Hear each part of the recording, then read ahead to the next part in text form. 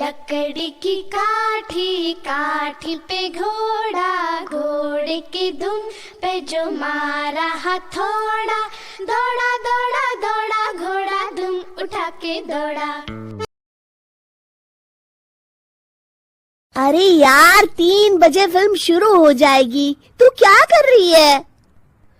बस मुझे 5 मिनट दे, मैं अभी साड़ी बदल कर आती हूँ।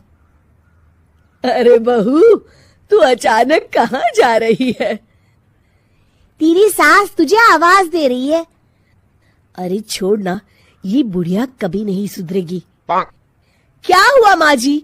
मैंने आपको कितनी बार मना किया है कि मुझे जाते हुए टोका मत कीजिए। मैं फिल्म देखने जा रही हूँ। तू अभी चली जाएगी तो मेरे लिए खाना कौन बनाएगा बहू? सुबह से भूखी बैठी हूँ। अरे माँ जी, आप कौन सा घर का काम करती हो जो आपको भूख लगी है? अच्छा, मुझे देर हो रही है, चलना रीटा। अंजलि के जाते ही सीता देवी अपनी किस्मत को कोसते हुए सारा दिन घर में भूखी बैठी रहती हैं। इस तरह अंजलि अपना बहू होने का कर्तव्य कभी नहीं निभाती थी। वहीं दूसरी तरफ अपनी सास के खाते से पैसे निकाल के अपने शौक पूरे करती थी।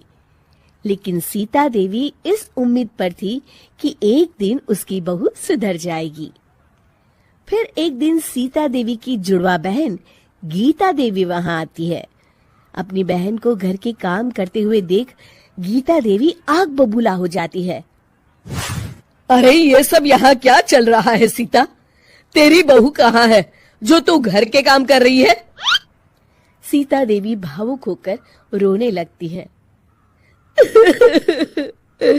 अब तुझसे क्या छुपाऊं? मेरी बहू रत्ती भर भी मेरी इज्जत नहीं करती। मजबूरी में मुझे घर के सारे काम करने पड़ते हैं। वो तो बस सारा दिन अपनी सहेली के साथ सैर सपाटा करने में लगी रहती है।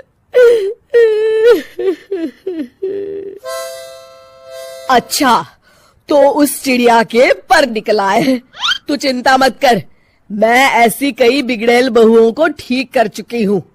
अब मैं इस चुड़ैल से निपटूंगी। तू कुछ दिनों के लिए मेरे घर चली जा, मेरी बहू तेरी अच्छी देखभाल करेगी। फिर दोनों बहनें आपस में साड़ियां बदल लेती हैं और सीता देवी अपनी बहन के घर चली जाती हैं। देर रात अंजलि जब घर आती है तो अपने कमरे का नजारा देख उसकी आंखें फटी की फटी रह जाती है। हे राम, मेरे कमरे का एसी कहाँ चला गया? और मेरा 56 इंच का एलईडी टीवी कौन ले गया? अंजलि तैस के साथ अपनी सास के कमरे में जाती है। तभी वो देखती है कि उसके कमरे का एसी और टीवी उसकी सास के कमरे में लगा है और गीता देवी आराम से एसी की हवा खाते हुए सास बहू सीरियल का मजा ले रही हैं। अच्छा, तो ये सब इस बुढ़िया की कारस्तानी है। अभी इसे बताती हूँ। ये सब क्या है माँ जी? आपकी हिम्मत कैसे हुई मेरे सामान को हाथ लगाने की? क्यों बहू, ये सारा सामान तूने तेरे पिताजी के पैसों से खरीदा है क्या? हैं? लगता है तू भूल गई कि ये सारा सामान मेरे पैसों से आया है, इसलिए मैं अपनी सारी चीजें अपने कमरे में उठा लाई। तुझे कोई एतराज है? चल जा यहाँ से, सीरियल का मजा किरकिरा मत कर। गीता की बातों का कोई जवाब नहीं बनता देख अंजलि अपने दांत पीस कर रह जाती है। अगले दिन रीटा और अंजलि शॉपिंग पे जाने की तैयारी करती हैं। अंजलि जैसे ही अपनी स्कूटी पर बैठती है तभी गीता देवी स्कूटी की चाबी निकाल लेती हैं। अरे, ये स्कूटी कहाँ लिए जा रही है? ये भी मेरी कमाई की है। माँ जी, ये तो आप हद कर रही हैं। मैं बाहर पैदल जाऊंगी क्या? हाँ, पैदल जा। वैसे भी तुझे घूमने का शौक है, मुझे नहीं।